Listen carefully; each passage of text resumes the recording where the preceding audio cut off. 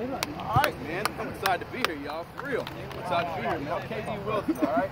So, go ahead and get this out of the way, man. I actually am a paid pirate. But I hear good things about it. Because that's my man over there, man. Bill's my man. So if y'all didn't know, man, I've been trying to get here for a year now. For real. So I heard that y'all were doing this, man. A lot of teams I go to, they don't do stuff like this, man. It's just play, and you get on out of there. But I heard y'all doing some good things, man. Heard y'all one of the top teams in the state. Is that right? Yes, sir. Okay. Now that was a semi, like maybe JV-ish back then. So y'all won the #1 state for the team, right? Yeah. All right. So now we're working with something. Okay. So listen, man. Going into Friday, you play who? Page. All right. Are you gonna dominate? Yes, sir. Are you sure? Yes, sir. I believe a couple of y'all. Some of y'all, yes, sir. I'm not really sure. Y'all gonna dominate? Yes, sir. All right. Cool. So, I talked to some of the Page folks, man. I said, look, I'm going to talk to these Forsyth guys, man, just so y'all know. They were like, all right, ain't no big deal. So they guys going in and, on top. I said, well, just so you know, if they catch wind of what I'm going to say, I guarantee y'all going to have a hard time on Friday. They said, well, we're going to be all right. I said, all right, y'all see. So I'm here, man. I'm here. I'm put my allegiance to Page aside right now. I'm coming to talk to y'all, man. Is that cool? Yes, sir. All right, I appreciate the interview, man. I'm not going to be in front of you long, all right? So look, they got y'all going as the underdogs on Friday. You know that? Yeah. Anybody know that? If you didn't know that, now you should. You should. On paper, they have you going in as the underdogs, right? All right, let me tell you something, man. I graduated the bottom 10% of my class in high school, y'all.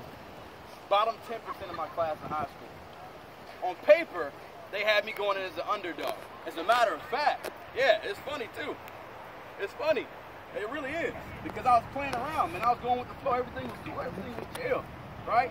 What I didn't understand, fellas, was when I was going to school and I was playing the part and hanging out and chilling and stuff, but I wasn't smoking, I wasn't drinking, I wasn't cutting class.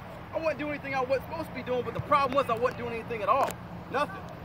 So I went to school and I was chilling, man. I was trying to get my work done. I was super insecure in math, man. I'm going to be straight up with you. I still don't like math to this day, all right? But I used to ask you, but for real. But my insecurities, man, actually froze me, man. Fear will paralyze you, man. So I came to talk to you about vision real fast. Is that cool? Yes, sir. All right, so we talked about it a second ago, man. Y'all have something that you want to do this year, and what is that? State championship. I got like a couple, maybe 3 or 4 y'all actually. State championship. Like, so what? State championship. State championship. Why? I need a pinky ring. Why? So what? You said what? I need another ring. We the best. My man right here said we the best. The difference between him and someone who does not believe that is he might be able to see something somebody else can't, y'all. In high school, I couldn't see anything. I was going with the flow, man. I was chilling. So when I went into high school, man, the dudes I was hanging with, they were doing the same stuff I was. The issue was at home, they were doing the work and I wasn't. I was like, okay, everything's cool. Everything's good. Work done, trying to do a little C&D average. I'm good with that. Keep on rolling, right? Mind you, my father's an alcoholic. I came from a broken family, all right? My grandfather drank himself to death, literally. Cirrhosis of the liver, his body gave out on him, all right? My grandmother died, went through a windshield, didn't have her seatbelt on, hit a telephone pole and died, all right? My mom's working 2 jobs. I came from a rough background, man. Some of y'all probably come from some bad stuff too, right? This is real. But if you don't understand who you are, if you don't have a vision, man, I'm telling you right now, man, you will be defined by somebody else. That's why I brought it up in the beginning, man. Somebody else has you labeled as the underdog going in, but you have an opportunity to prove them wrong. Not just in football, but in life. Y'all understand that? Sure. So bottom 10% of my class, right? Senior year comes. I got C&D average. I'm at the bottom 10%, fellas. The year I graduated from high school, we graduated with $2.25 million in scholarships. I didn't get a nickel of it, not a nickel. I wasn't paying attention, man. I was going with the flow, thinking everything's cool, right? You cannot do that, man. Life is an emergency. It's right now. You're not guaranteed tomorrow, man. My cousin just died yesterday. Just yesterday. My mama called me on the phone and said, Ronnie's dead. He died. He was feeling sick, man. Came back from the hospital, walked in the door, dropped dead right there. Life's an emergency, man. You don't have tomorrow. Tomorrow is a figment of your imagination unless it comes. That means that today, you got to do everything you can, man, to make it happen. Does that make sense? Yes, sir. So in high school, I wasn't doing that. In your same position, I wasn't doing that. I was just chilling, man. So I walked into my counselor's office, man. His name is Mr. S. I ain't gonna tell him what his real name was, Mr. S, right? So I walked in, I was like, hey, man, what do you think about me going to college and stuff? And he was like, you know what, young man? You're not missing any days of school. You're not being messed up, not been doing anything crazy, but on paper, you can't do it. He literally told me, he said, you're not college material. Come on, man, really? It's supposed to be somebody uplifted. He told me I wasn't college material. Granted, daddy's an alcoholic, divorced parents, broken family, didn't come from the best neighborhood, didn't come from the worst either, right? This man who didn't know me looked at a sheet of paper and labeled me as something. If you don't know who you are, if you don't have a vision, man, somebody else will label you. Does that make sense?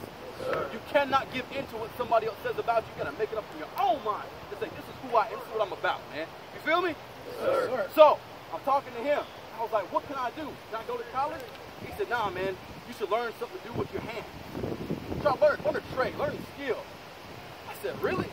I got folks going to Berkeley, Yale, doggone NC State, Florida, wherever you want to go. I have people from my class going there. $2.25 million in scholarship. I didn't get what? Not a nickel, right? I didn't listen to him, and I applied anyway. I went to A&T for undergrad, right? I applied. I got in, thank God. Got in, I walked in, and here's the difference, man. This is what I want you to understand. How many singers I got out here? Singing. Any of y'all plan to go to college? All right, listen very carefully, even if you don't plan to go to college. Just because your atmosphere changes, if your mind does not, you're still in the same place. Does that make sense? So I went to college doing the same dumb stuff. Nothing. I went and skipped the class. I was showing up on time. I was doing everything I was supposed to, except I had no vision. I couldn't see anything. I made excuses my whole life. My daddy wasn't there. My mom was doing this. My sister was going here.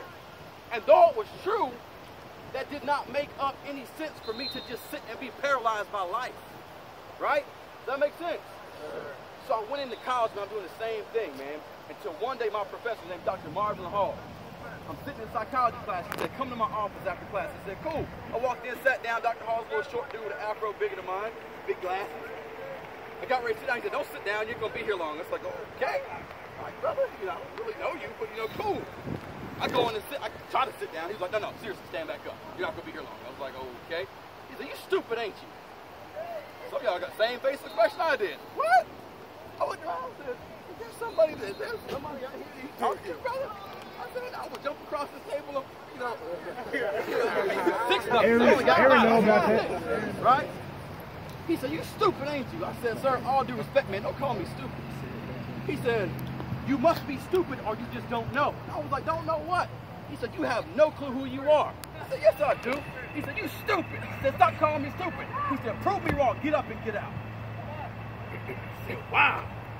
Excuse the language, it ain't too bad. I walked out pissed. Man, I walked back to my dorm room. I was like, this old dude. I give him a couple of shots. Like, you don't know me, man. I grew up in the Marine Corps. My daddy's 6'6.5". I'm aerodynamic. Don't y'all say that about my height.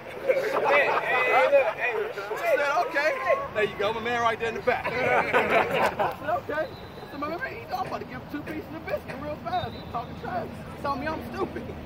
I'm walking around my dorm room mad, pacing back and forth. This dude talking back to me. He don't know me, man. We're calling him stupid, right? What I tell you, man, if your mind doesn't change just because your atmosphere does, nothing changes at all, man. Y'all understand what I'm saying? Yes. On paper, they have me as the underdog, just like they got y'all going in on Friday. This ain't just football, man. This is life. So here's the real deal right here, man. I don't even understand. I was so angry, I got my backpack. I'm throwing books in here, right? I'm throwing books in. Next thing I know, I'm in the library, man. As a matter of fact, I didn't tell you, while I was there, I was on academic probation. Doing the same dumb stuff, which was what? Nothing. So I'm mad. I got like a 2.2. I'm about to get kicked out of school. I'm throwing my books in there. My old dude talking trash to me. Wait till I see him on the street. I'm going to bust him in the head. I'm talking big junk. I go to the library. I don't leave till 3 in the morning, man.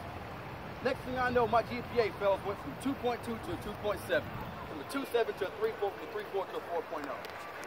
My mentality changed, man. That's what you got to get in your head, man. It's not your excuses. You cannot make excuses for where you come from or what happens to you in life. You've got to overcome those things, man, because if you don't label yourself, somebody else will do it for you. Does that make sense? Yes, sir. So I'm like, all right, I can do this thing. I developed a vision, man. I knew exactly what I wanted. I said, ain't nobody gonna stop me from here on out. So I got a job, man. Graduated from A&T with 3.025. It ain't too spectacular, but again, I graduated the bottom 10% of my class in high school. Old boy told me I couldn't make it to begin with. I proved him wrong. So now I'm hyped. I went back to Dr. Hall. I'm like, yo, you were talking big trash back in the day. Homeboy got his degree now. What you got to say? He said, I knew you could do that the whole time. I had to help you understand that. I didn't want to unlock your mind. I wanted to break the chains off your mind. That's what I'm trying to do for you right now, man. I'm looking at some of y'all's eyes, man. Some of y'all are in the same place I was in high school. You have all the potential in the world, and you have no idea how strong you are. You have no idea what you're capable of, man, but you cannot make excuses. You got to execute, man. Execute every single time, just like you do on this field, man. Go back into school. Bust it out in there, too. Don't make any excuses. My mom wasn't there. My daddy wasn't there. This happened, that happened. That's called life, man. Welcome. It's rough sometimes. Because you in high school don't mean that you're going to get doggone pushed off to the side. Nah, bro, it don't happen like that. Right? So I graduated. I got a job. Get a good job, right? I got a family now. I'm working 44 hours a week. Let's take it up a notch. It's time to get a master's degree. Nobody in my family done that, right? Granddaddy died of alcohol poisoning, right? Killed himself, pretty much. Grandma died. Sister moved out. Mom working 2 jobs. Dad never showed up. I was that kid sitting on the stoop waiting for my daddy to show up. He never came. This is still to this day. I'm 33, fellas. I just made it up with homeboy like a week ago. This is his fault. I'm the kid trying to mend a relationship here. Because unforgiveness, man, it'll kill you, dude. I'm telling you right now. You got unforgiveness, that heaviness in your heart, man, you can do some great things in your life. Now, I'm not saying you can't do it, but I'm saying sometimes you can't wait for somebody to come back to you. Sometimes you got to try to fix it on your own. You see what I'm saying? That's not saying everything's going to be all peachy, everything's going to be fine, but what I am saying is you got to go ahead and apply your side of it, man. You know what? So I called up Pops. I'm like, hey, man, like, look, you might not have been the best dad. Matter of fact, you weren't. I know that for a fact. I'm a father now. I know what that's like, all right? You got no excuse. I don't want to hear that. But my point is this. I forgive you, man. We might not ever really be cool, man, but I forgive you. We'll get over it. But I can't hold that junk in my heart, man, to hold back my success. Does that make sense? That's real, man. That's as real as it comes, fellas. So what happened, man? Regardless of what school you like, do me a favor and pay attention to the fact sheet, okay? Bottom 10% of my class in high school. Old boy told me I couldn't do it, I proved him wrong. Dr. Hall told me I could do it, I proved him right. All right? Got a full-time job working 44 hours a week in Greensboro, okay? Working for the city. I got a family. I got a bad Hispanic wife. Yes, I do. If it ain't born, it's born. All right, give me one. It's born.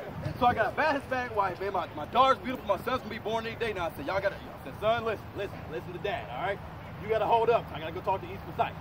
Because he's due like any day now, like probably like maybe tomorrow or tonight. I was like, look, I gotta go talk to the men. All right, I gotta talk to the men, so you gotta hold up. Come tomorrow, right? That's real. I'm serious, man. I'm serious. I've been trying to get here to y'all for a year, man. They have people booked up. I'm like, move them out the way, get me in there, man. I gotta talk to these men. So, right, got a full-time job, full-time family, full-time dad, full-time everything. I said, I'm gonna apply to Duke University, man. Regardless of if you like the school or not, fellas, what do you know about Duke? It's one of the top schools in the freaking world. Forget the country. I'm serious, right? The acceptance rate was 9% when I got in. 9. That's not very large if you can do a little bit of math. 275,000 applications every year.